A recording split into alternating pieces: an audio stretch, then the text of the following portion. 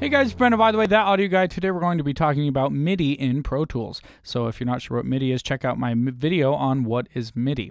Now, we are going to be tackling this as if we are not playing from a keyboard because I don't have one hooked up right now. And if you want to know how to hook up your keyboard, check out my video on how to connect your keyboard to your computer.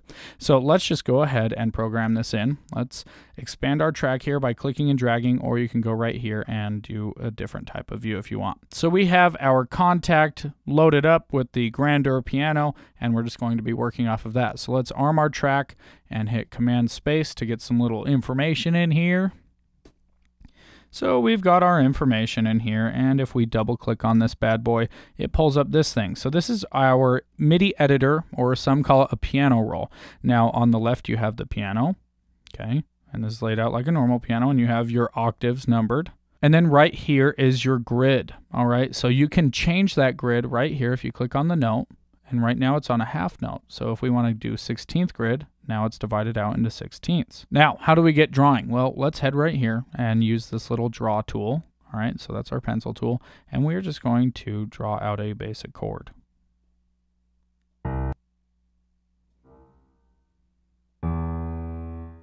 So all I did was click and drag. So what's awesome about MIDI is you can move them around and play whatever notes you want, or you can easily transpose. So we switch back over to our multi-tool here, and we can just move that up. Awesome.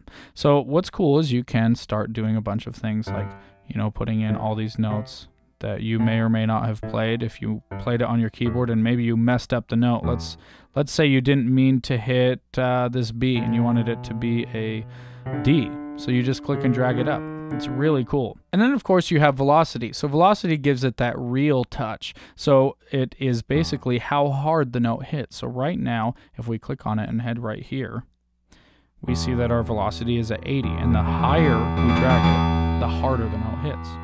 So 127 is the hardest that you can go. And you can drag it all the way down to 1. And that's barely tapping.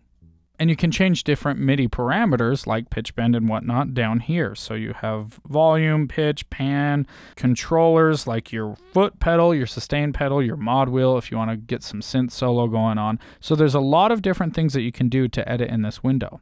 And then if you want to listen to things without actually playing the track and hear how they sound together, you can click on this bad boy right here and just click and hold. So it's going to play all those things that are on that bar.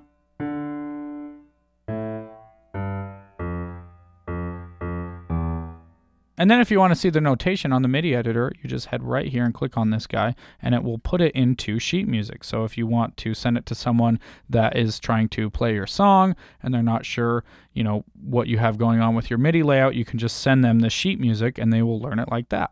Then you just click on it again to disable it.